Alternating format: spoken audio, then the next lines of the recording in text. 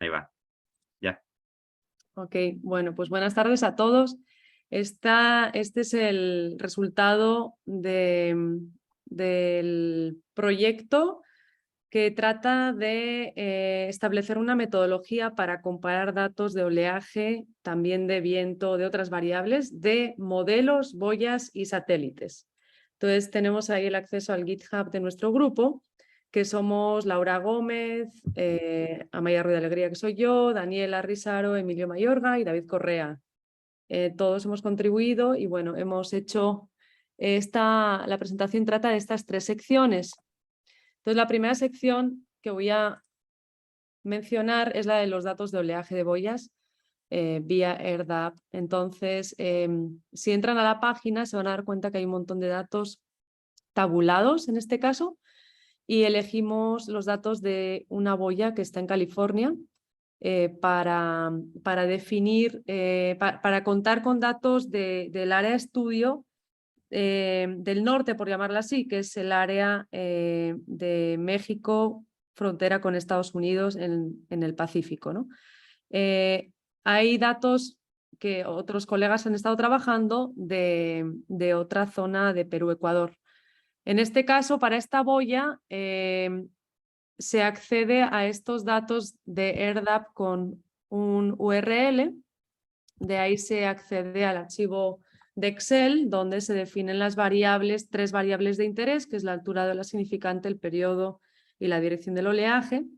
Y en este caso se grafican los datos crudos como están en el URL. Y para nuestra sorpresa aparecen unos huecos en blanco en la serie temporal, que son varios años, que pensábamos que eran errores, pero en realidad los datos existen. Entonces, para poder verlos mejor, lo que hicimos fue pues, hacer como una interpolación o algo así para compararlos, ¿no? Entonces, el azul es el interpolado de las 3 variables y el naranja se supone que son los datos crudos. Entonces, está bien raro este error, pero bueno, con esto hemos seguido. Y después lo que hicimos fue tomar datos de un anclaje de una DCP nuestro, aquí en Ensenada, que cuenta con datos de varios años también. De hecho, cada pico de esta serie temporal es un invierno, entonces son pues varios años, pero en este caso el tiempo, como lo ven, tiene un formato de MATLAB, ¿no? Entonces, bueno, ese es otro detalle que no hemos atendido, pero la idea era justamente comparar las 2 bases de datos, que no hemos podido hacerlo porque el tiempo no está parejo, ¿no? Tenemos el tiempo MATLAB para la ECP y el tiempo real para la boya. Pero bueno, hasta aquí hemos llegado con este aspecto. Con el aspecto satelital, esto es algo que Laura nos pasó, ella no puede estar ahora aquí presente, pero lo que hizo fue acceder a datos de QuickSat, de la página de la NOAA, perdón, de la NASA. Y aquí nos muestra un ejemplo de las variables del viento. Y hizo también lo mismo para datos de oleaje.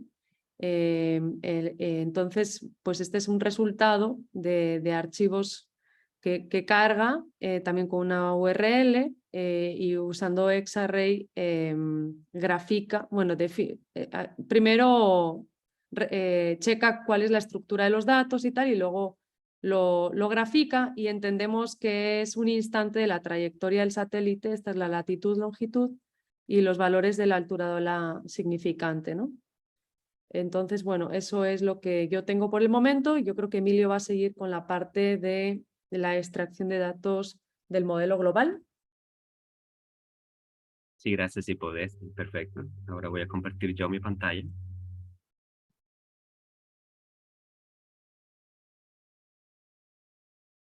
Está bien grande.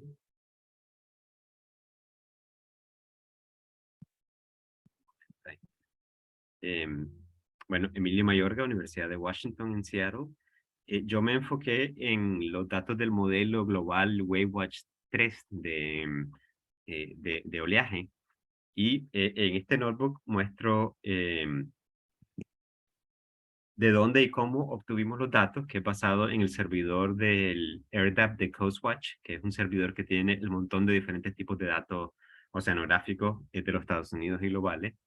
y utilizamos el paquete ERDAPI para acceder a estos datos multidimensionales más fácilmente. Este es el producto que usamos, este que ven aquí. Y definimos, bueno, primero exploramos qué variables existían. Todas estas son variables de oleaje. Escogí dos nada más, solo como exploración. Son dos tipos de altura de ondas de dos eh, variables un poco diferentes, que no sé exactamente cuál es la diferencia ahorita, pero se averiguaría fácilmente. Escogimos el periodo, en este caso el año 2020.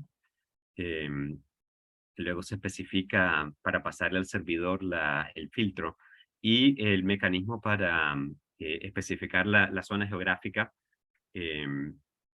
Un detallito que había que ver, que esto es bastante común, es que resulta que los datos estaban en formato de 0 a 360 grados en longitud en vez de menos 180 a 180. Entonces había que tomar eso en cuenta. Definimos esta zona de México y Estados Unidos como el área de estudio. Y bueno, el resultado fue esto. Esta es la costa. El borde de los Estados Unidos está más o menos aquí. Los datos son bastante crudos. Esto es un píxel del modelo, creo que es un grado por un grado más o menos. De este Swell Significant Wave Height. El, la altura de la onda significativa, no tengo idea cómo se dice swell en español, con costo sé lo que significa en inglés. Entonces, esta es una ilustración de un mapa en el último periodo en tiempo, diciembre del 31 del 2020, solo para ilustrar el mapa, y esta es la serie temporal en uno de esos píxeles por un año entero. Aquí pueden ver esto fue, bueno, se accede a través del DAPI, se convirtió a X-Array, como pueden ver aquí, y luego operamos con los datos ya en X-Array.